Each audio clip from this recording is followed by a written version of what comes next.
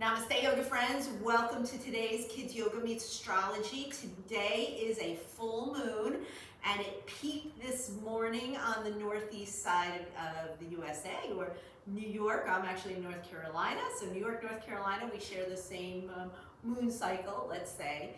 I believe it was 5:30 in the morning, but I was watching a moon ceremony this morning where they said 6 a.m., so I don't know, 5:30 to 6 a.m. this moon crested, and it hit its exact point of being a full moon in the sign of Aries, the zodiac sign of Aries. The zodiac sign of Aries is the first sign of the zodiac. Being the first sign of the zodiac means that it is first in line, and it likes being first in line. It doesn't like waiting. So this kind of energy is more of an agitated, almost ready to explode kind of energy. Your kids might be feeling that way. They might be agitating you. They might be agitated themselves. They might not have any patience. You might not have any patience. And so this full moon is bringing that kind of energy, but it also brings great energy. It's a great time to start new things. It's a great time to release what no longer is working for you, serving you, or your child. So you want to take a look at those things in your life and kind of know, yeah, this just doesn't feel right anymore, or no, this just isn't for me anymore, or for my child. And so there's many ways to figure this out. One of the things that I love is journaling. Journaling helps you get those feelings out, even for a young child. Even a young child that cannot yet write words well can draw pictures to tell you that. I love kids' storybooks. And I have a really dear friend that wrote a book about the moon called The Moon Peaked Out. And this is a great book on the moon called Moon, the Earth's Best Friend. And so this one is by Stacy McNulty, and this one is by a friend of mine, Nancy Lansdowne. And so there are lots of books out there. I couldn't find my Goodnight Moon book. I mean, everyone knows Goodnight Moon. I don't know where mine is hiding right now, but it's hiding somewhere. I have over 300 books in the studio for kids, so who knows, it's in that pile somewhere. But let me just talk to you briefly about the other ways that you can handle a full moon like tonight. Also, it's still gonna appear. It's a super moon. It means it's just very, very close to the earth, really big.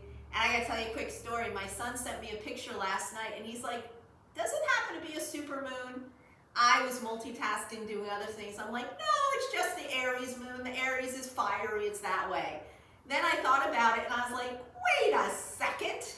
It is a super moon. And it's so funny that my adult children call me now, or text me, I should say, and ask questions in regards to astrology, what's going on in the world of astrology.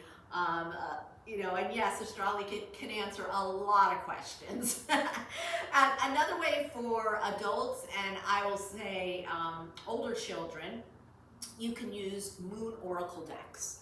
And two of my favorite, Yasmin Bolin, she has Moonology decks. And I absolutely love this Star Code Astro Oracle deck. I also have, whoops, I forgot to take it out, my mistake. I have, my own teacher has her own deck that she created, Fun with Astrology, if you look it up. She has like one of the simplest decks to use when you're learning astrology. Sorry about that, apologies if Debbie watches this. Don't worry, I use your deck all the time, I just never put it out. I'm sorry, it's always on my desk, or there's one at home. I've got two actually, one at the office, one at home. But these are specifically for the moon, the two Moonology ones. And there's just so many ways to do a new moon, full moon, Full moon, you can go outside, meditate or bathe in the moon. You can set your crystals out. I've got crystals all over this yoga mat you might not even see. Even this is a great charging plate, we call it, selenite, that has moons all over it. You want to have your crystals in the moonlight, in a windowsill or outside, just not in the rain. You can cover them if it's going to rain, because some crystals kind of dissolve and disintegrate. Most don't, but there are a few. And so during the full moon, you definitely will feel an energy shift. The Aries energy is all about that energy shift. So what should you do yoga-wise or breath-wise or pose-wise to help?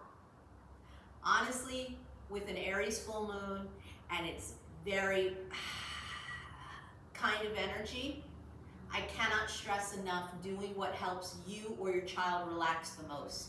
That might be going to the beach or ocean if you live down south.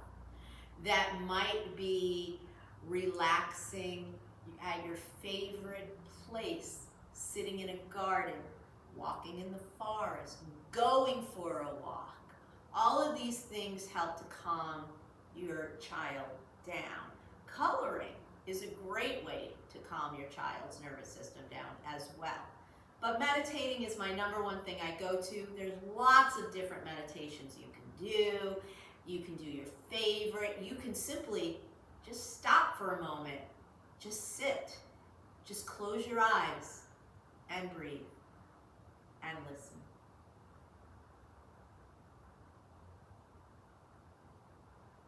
And just the act of stopping for just 10 seconds for a child seems like a lot.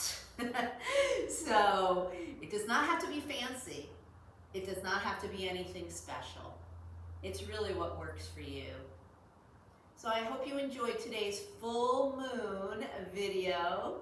Again, my name's Doreen Foxwell. I'm the owner of Kids Yoga Meets Astrology. Namaste. Have a great yoga day. Happy full moon in Aries. I'll see you next time.